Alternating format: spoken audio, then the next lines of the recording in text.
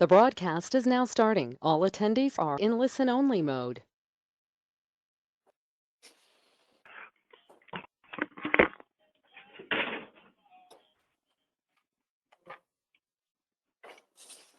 Thank you, Mr. Treasurer. We're good to go.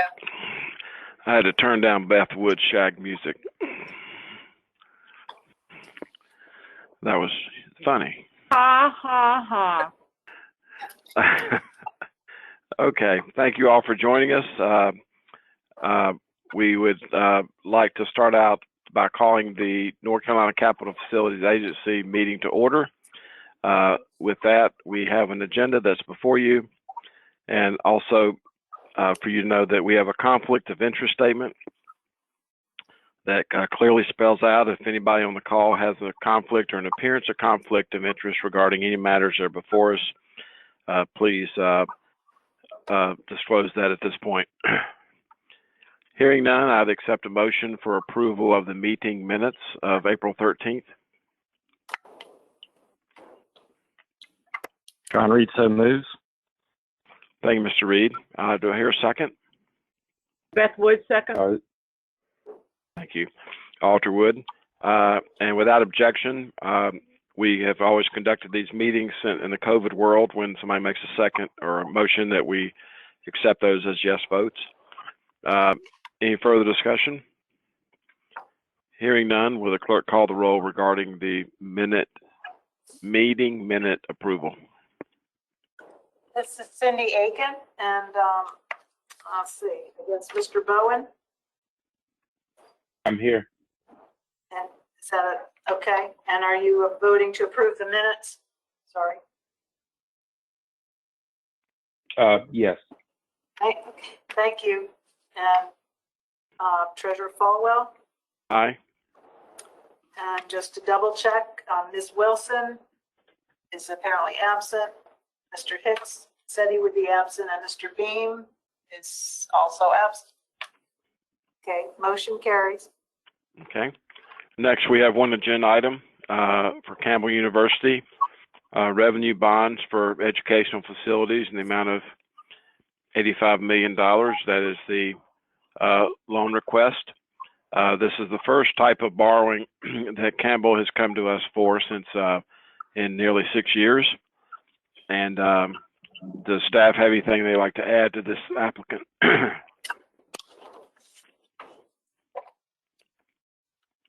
I do have a summary, Treasurer Farwell, if you'd like me to go through it. I would. Okay. This is Louis Andrews. I'm director of the NCCFFA Facilities Finance Agency, and I'm going to walk you through the agenda for Campbell University.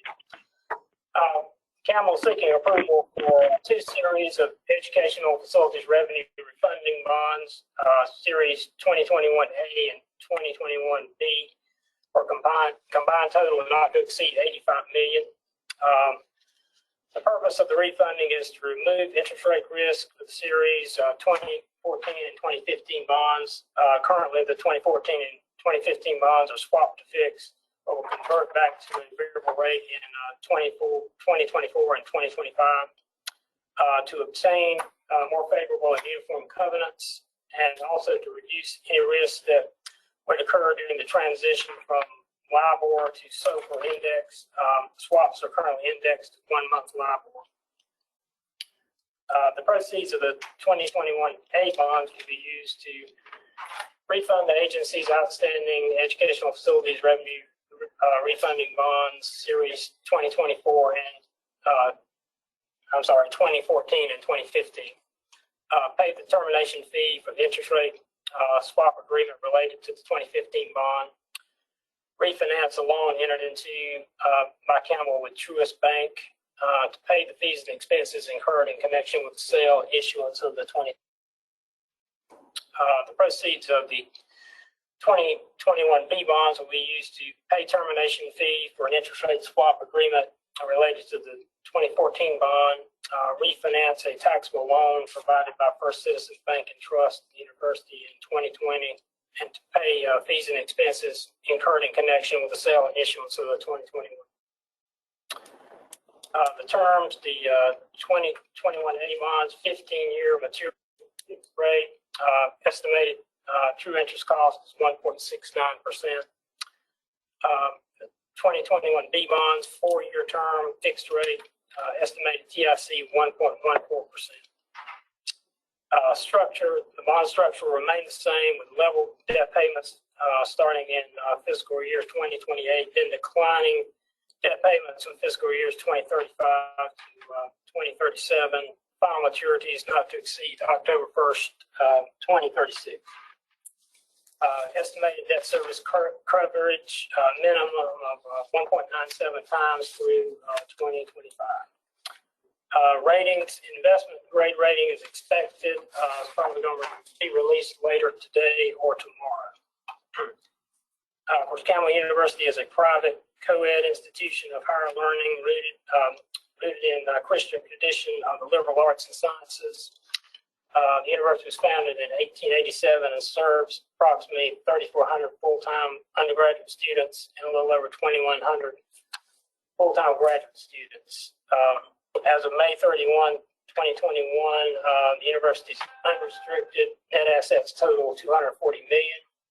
Total net assets totaled approximately $500 million. Total debt as of May 31, $143 million. Total cash on hand is approximately $50 million. The university's endowment had a market value of about $205 million as of May 31. The staff recommends approval. Any questions or comments? Questions from the board?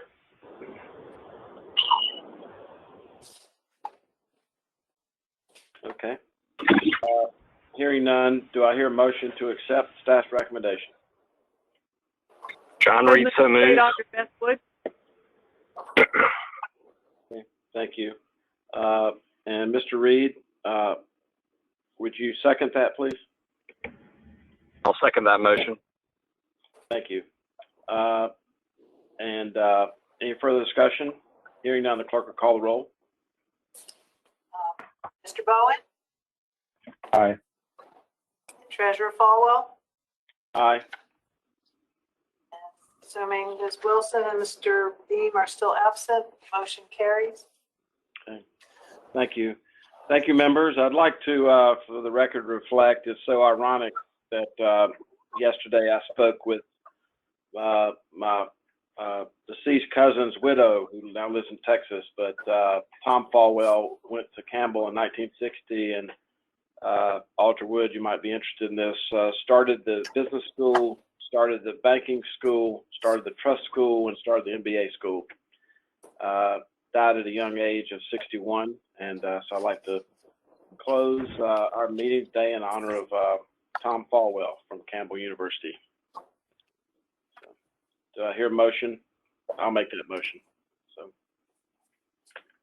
Second, State Auditor Bestwood. Motion second. Any further discussion? Clerk will call the roll. Mr. Bowen, Aye. Mr. Reed, Aye. thank you. Thank you all. Thank you for joining us, and Thank you. we stand adjourned. All right. Thanks, y'all. Auditor? Thanks.